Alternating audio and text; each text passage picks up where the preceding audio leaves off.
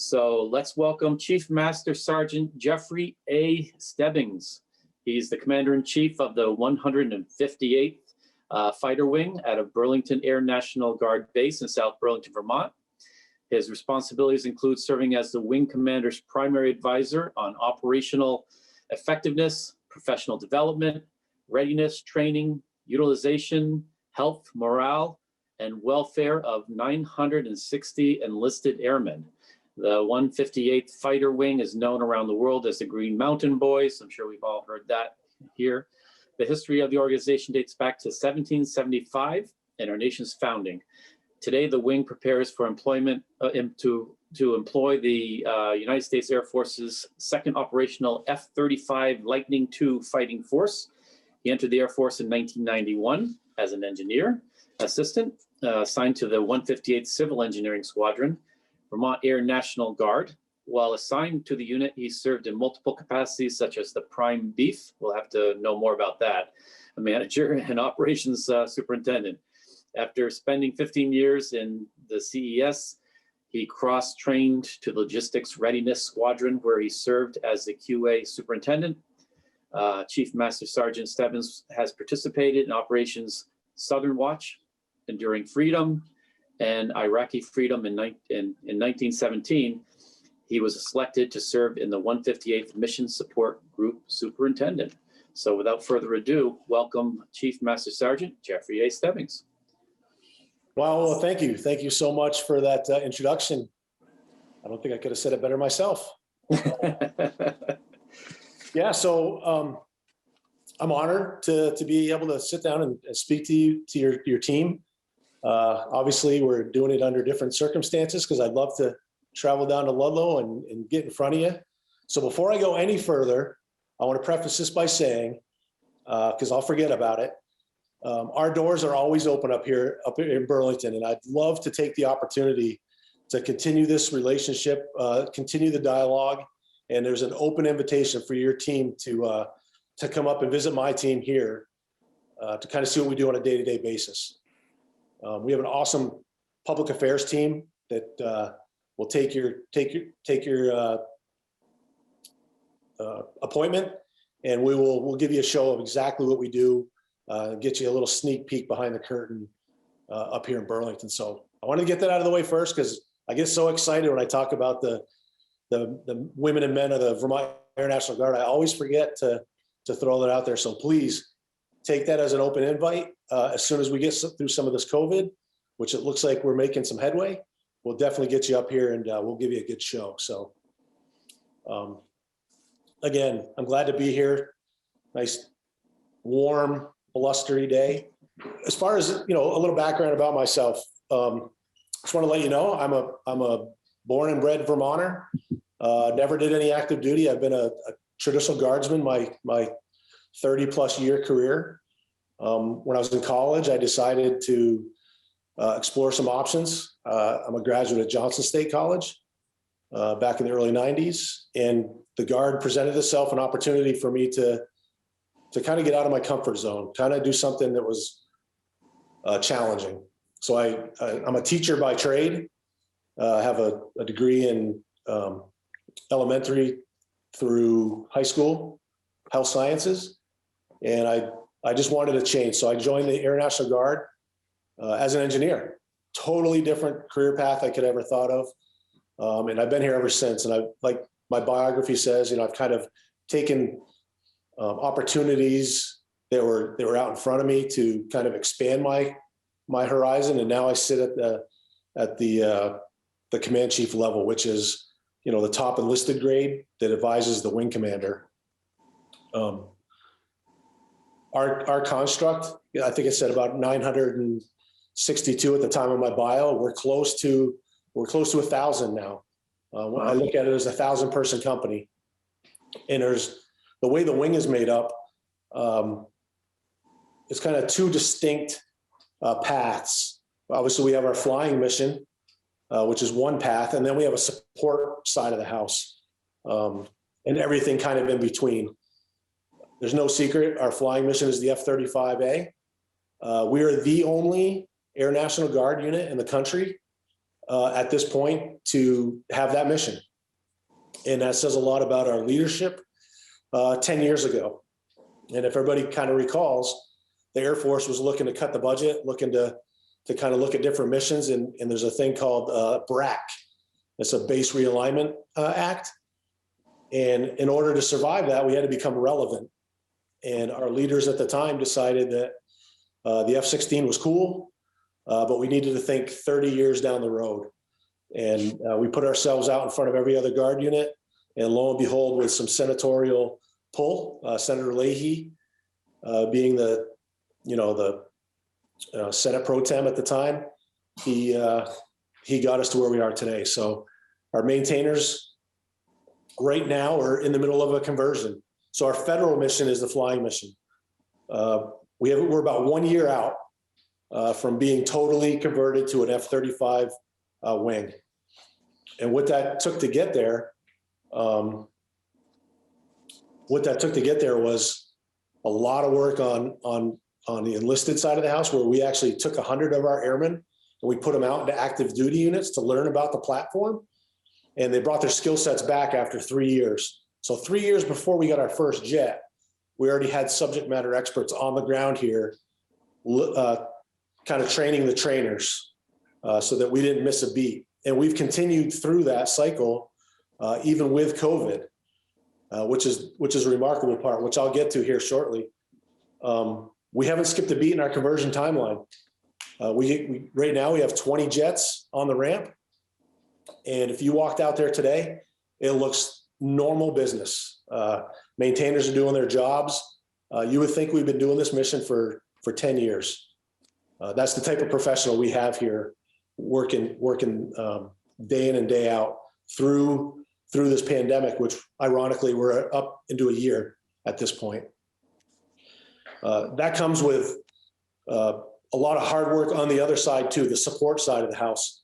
So if you could picture a 1,000-person company with roughly 400-ish full-time employees, we have our own public works department.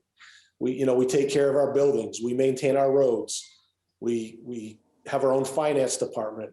We have our own communication squadron. We provide services, food, everything you can imagine to run like a municipality. We have the capability here right in Burlington. We have our own fire department, which serves as the city of Burlington's response to the Burlington International Airport as well. So anytime you've ever flown in and out of Burlington, depending on which way you fly in, if you look to the right or left, you'd see us.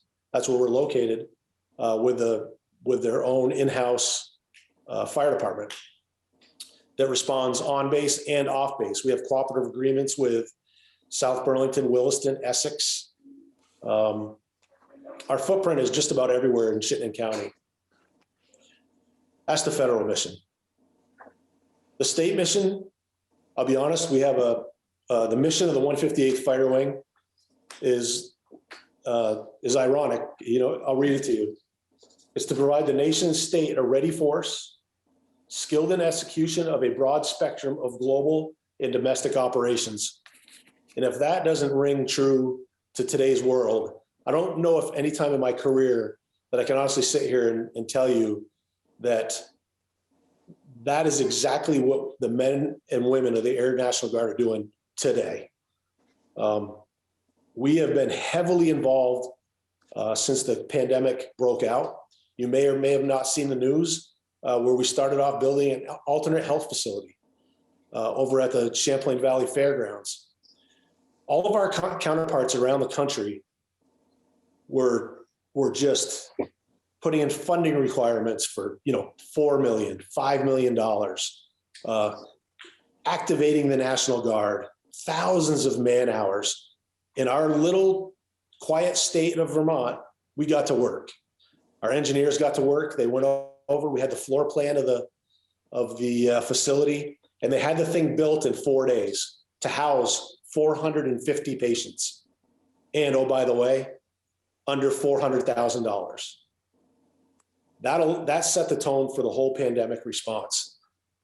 The state of Vermont took a look and said, this National Guard knows what they're doing. That was Army and Air combined, designed by the Air engineers, constructed by Army and Air airmen and soldiers. Once we got through the first wave of the pandemic, things started to level off before the spike.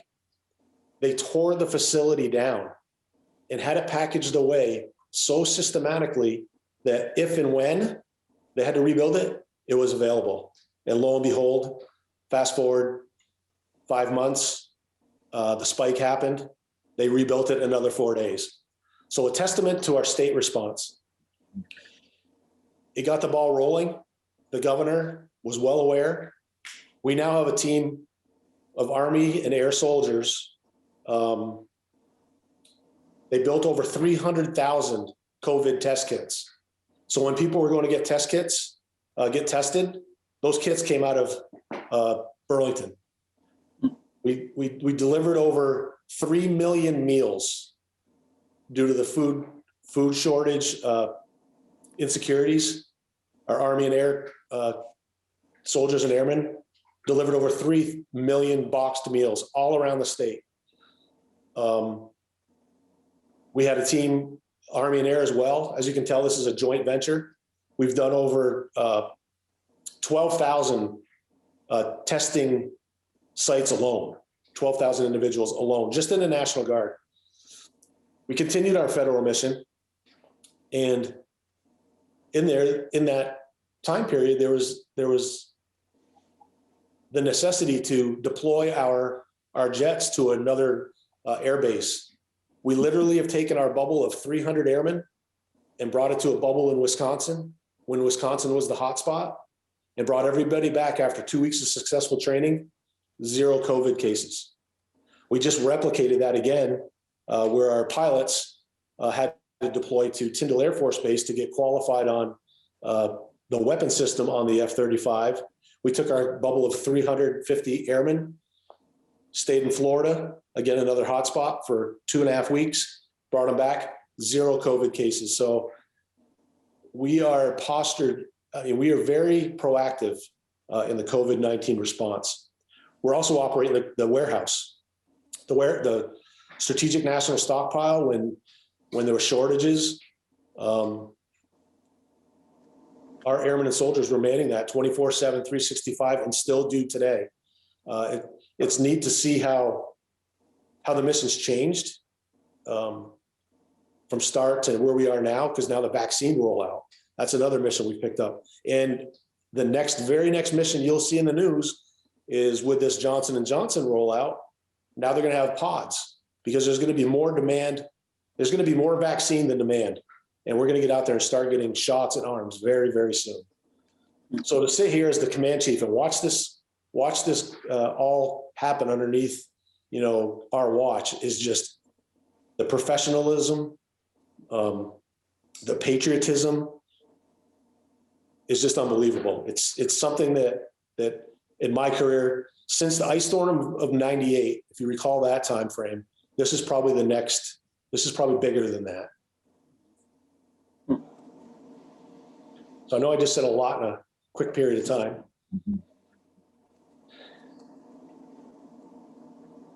Any questions up until this point? So I'll start, because I need to know what the prime beef manager is for the first part. And then the second part is, you kind of touched on it before about the 300, 350 people that were sent out for training so they would come back and be ready to go. Was that pilots as well as ground crew? And then what was that comprised of? So we'll start with the prime beef, then we'll go to the other one. Okay, those are great questions. Prime beef, I'll be really honest with you. In the military, as you all well know, acronyms are everything, and it's an acronym. And it's specifically based as civil engineers. And if you can think, I don't know, I could probably find it here real quick, exactly what each word is, but in the civil engineering world, to prepare to deploy to a bare base and set up, you need to go, prime beef is the acronym they use. And what it does, it encompasses all the trades to learn their specific trades. So we fly into Desert X, and there's nothing on the ground. I have 100 airmen from utilities to electricians to structures to our roads and grounds guys to our engineers, and they literally build a city from the ground up. So we find our water source and we figure out how to turn swamp water into reverse osmosis water. We figure out the power grid. Where are we going to locate our generator plant? And then we figure out where all our beds are going to go. And that's prime beef training. And the acronym is Prime Base Engineer Emergency Force. So the P, yeah, Prime Base Engineer Emergency Force. That's what makes up that team. And when I was the Prime Beef Manager, it was my responsibility to find training opportunities for all the trades in the civil engineering squadron. So that's Prime Beef. Okay. And to your second question, our 350 person team, it consists of pilots. We deployed 12 aircraft. So if you can think of 12 pilots plus a few more for spares, the rest is support. So that's the crew chiefs that work on the jets. That's the communications people that have to get all the laptops and all their computer equipment set up on the ground. That's our supply. You know, if a plane breaks and they need parts. So roughly, that's what it takes to sustain that type of a mission for 2 weeks. That's where that 350 comes from. It's a total team effort. Perfect. Anyone else have any other questions?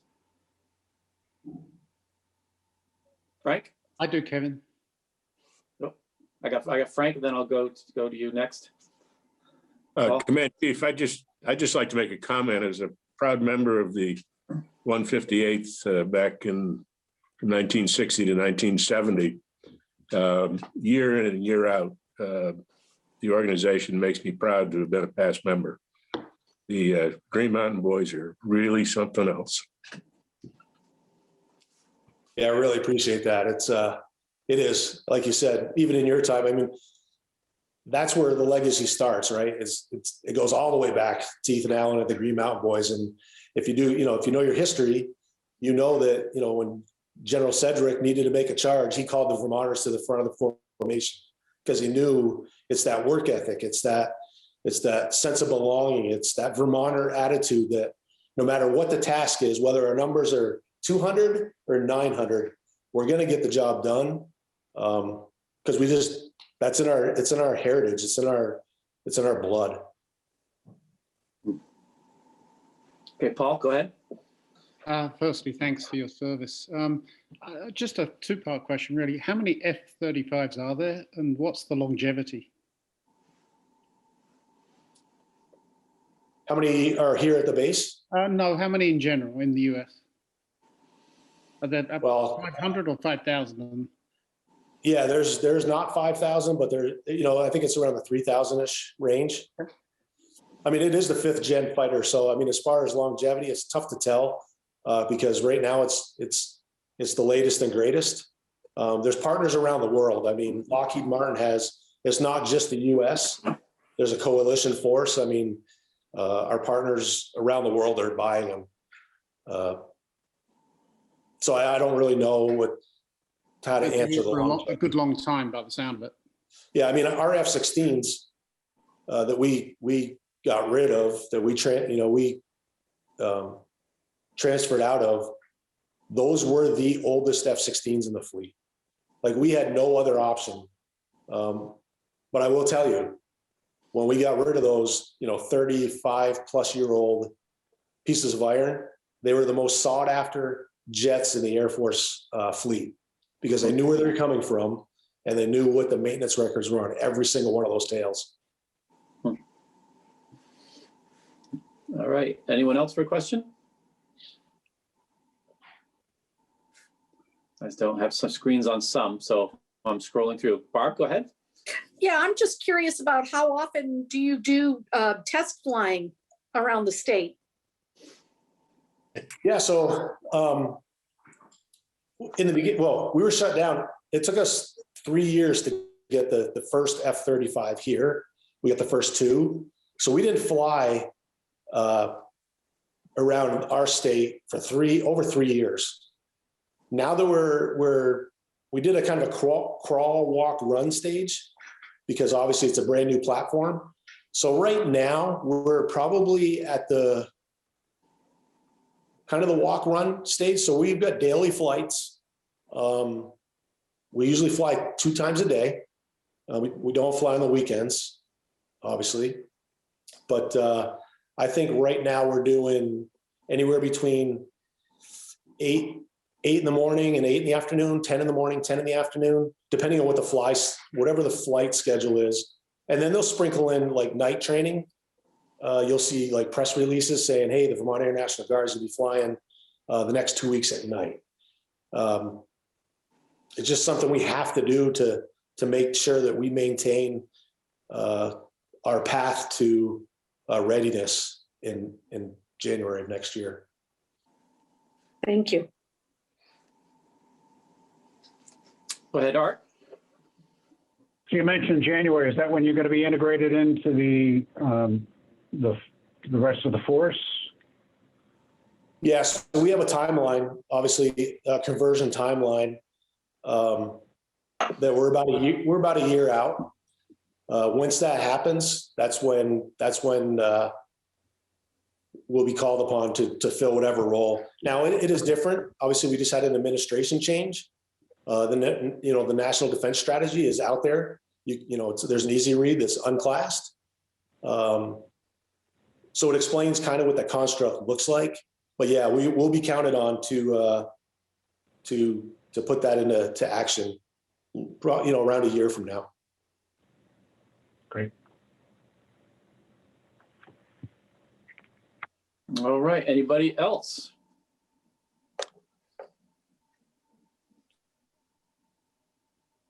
I'm not seeing any. Oh, no.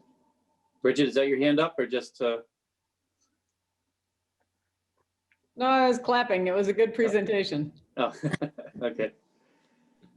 Yeah, so I really appreciate your time today. If you could, I'd really encourage you to try to watch that video. It's literally 3 minutes, but it's pretty powerful. We have a relationship or a program that we run here at the wing. It's called our Honorary Commanders Program. And basically we're partnering with civic leaders in the state, and we bring them on base and we actually give them a role. So I have an equivalent civilian honorary commander as the wing commander. We have the vice commander in all of our groups and all of our squadrons. And that video is actually narrated by our current sitting honorary vice wing commander.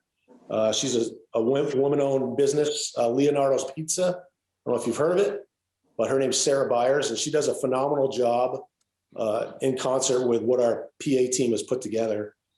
We like to show it to potential recruits because it just shows it's hard to explain heritage. It's hard to explain what it means to be a Green Mountain Boy, and that kind of sparks the questions that our recruits kind of they adopt. It's just a good video, and like I said, I want to make sure that you guys take advantage of the open invitation. We're scheduling tours. Our PA officer has coordinated this with you all. She can certainly send you the schedule, what it looks like, and let's get you on the books because I'd love to bring you up here. I'd love to let you see what the 5th gen fighter aircraft looks like. I'd love to have you talk to some of our airmen because we're looking for more, right? My job is to look for my replacement.